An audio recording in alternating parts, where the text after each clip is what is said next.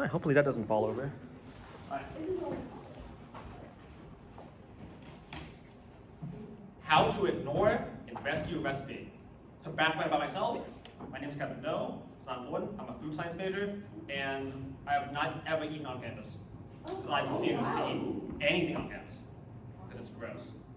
Really? Disclaimer, this is about cooking and not baking. If I get an opportunity, I will tell you how to not mess up baking.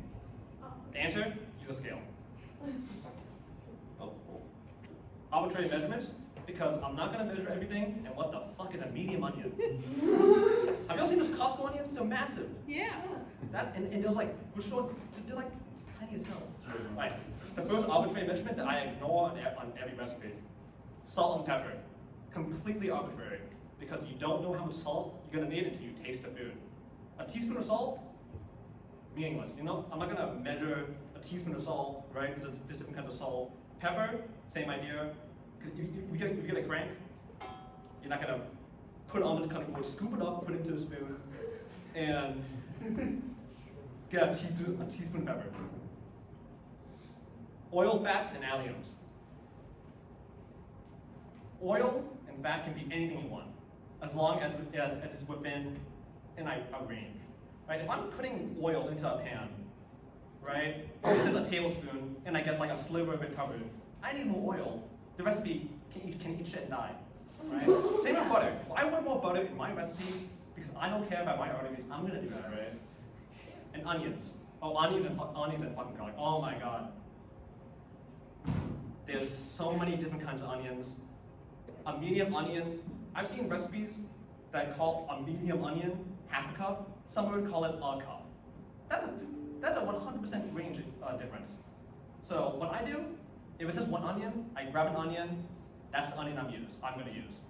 If it's the size of like a baseball or it's the size of a basketball, it doesn't matter. It says one onion, and maybe I'll cut the onion in half if it says half an onion.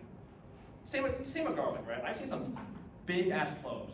I've seen a garlic clove take up 1/4 of a bowl. And I've seen some that have like 20, it's like 60 different cloves. Doesn't matter. Just use whatever's convenient to you. It's not that deep. And the most arbitrary measurement there is time. I'm not, unless you guys have internal clocks when like the egg timer, like a psychopath. If it says sauté for 3 minutes, I'm not gonna measure it in my head, look at my phone out, say 3 minutes. Oh, oh, 3 minutes. Oh, I was using it. Fuck that. I'm not gonna do that. I'm trying to make food that I'm gonna eat in, I don't know, 20 minutes, 20 hours, I don't know. Same with everything, right? Pasta, actually no, pasta has instructions. But everything else, you have to use your senses.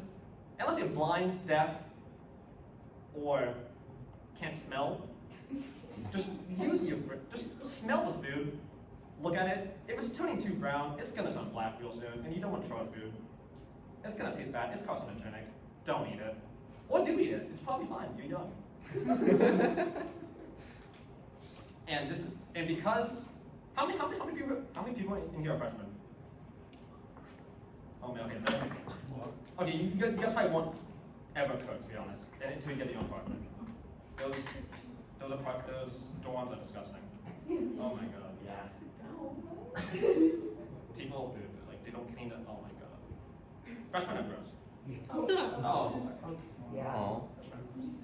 Oh my god, those showers. Oh my god. Which dorm were you in? Oh no, I'm a transfer student. Oh, So same. I've only been here 4 weeks. Oh. I've only been here 4 weeks. And I live in an apartment with my buddies.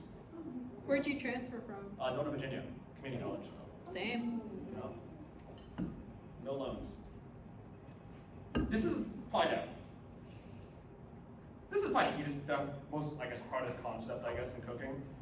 If you get a recipe with multiple steps, and your pan's on the bottom is turning a little bit too brown for your liking, and you gotta cook something else in it, just add some water, wine, stock, anything. Because if you keep cooking, what's gonna happen is that stuff on the bottom is gonna burn. And that's gonna leach into your food, and it's gonna taste like charcoal. And I don't have pica. Pica. I don't have pica, so I'm not gonna eat burnt food because I like it. right? So if you add liquid, everything on the bottom is gonna not burn, and it's gonna, in that flavor, it's gonna end up in your food. And it's called deglazing. And whatever you're making is too thin or too thick. If it's too thin, we can always just keep cooking it, right? Because heat dries up moisture, boiling point is like 212. Yeah. You got thickeners, like water, cornstarch, flour, and butter. If someone can tell me what flour and butter is, the French term? Roux. No. Oh. No, roux is flour and fat. Oh. If someone can tell me what flour and butter paste is, the French term, I'll give you gruyere. I'll give you gruyere. Pasta. Gruyere. You can add xanthan gum, or you can add gelatin. Or you can just let it cool down. Because if you're eating something straight off the stove, you're gonna burn your mouth. It's gonna thicken up naturally as it cools down. And if it's too thick, just add water. Just add water. Like, add water, add a bit more salt. Or you can, or if it's too cold, like you have some microwave mac and cheese that's in the fridge and you don't want to eat it like a bar, just put it in the microwave, it'll warm up a bit. It'll be a bit nicer. Or you just add fat. You just add fat. Fat makes everything taste better. And salt, more salt, and fat. If it doesn't taste good, it's probably because you didn't add enough salt. The reality is, restaurant food tastes so much better because you don't give a fuck about your arteries or your blood pressure. I was in a restaurant, I have the recipe sheets, oh my god, the amount of salt and butter in there, you would not want to eat there. How do you know? But holy fuck, is it good. And I worked there, right? So I got full access to all that. The cooks were my buddies. Or in the amount of fat, mostly salt and butter. The amount of butter, each steak, if you can order a steak at a nice restaurant, you're probably consuming like maybe like half a stick of butter was used for your steak. And that steak is on your plate. And the mashed potatoes, oh my god. In one serving, there's around 4 tablespoons of butter. At really nice restaurants, it's half butter, half potato. And it's in a lot of salt. And if you don't have the ingredient, who cares, right? Most things are similar enough, and most people, and you probably won't care.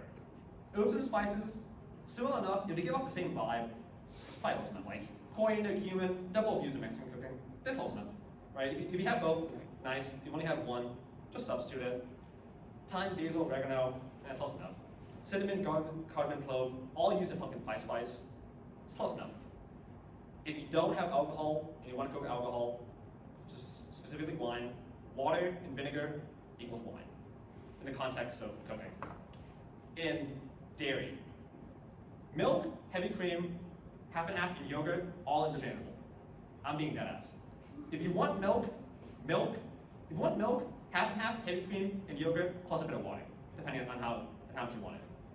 If you want to go up in thickness, just cook it longer. It'll thicken, right? Unless you want to make a parfait with half and half, screw us. Always get creative. I've made some abominations that have turned out really good, and some Italian nonas probably gonna come after me because I put miso in carbonara, right? Or I put soy, or I like instead of broth with soy sauce and water. It's just pretty alright. I really didn't complain. Right?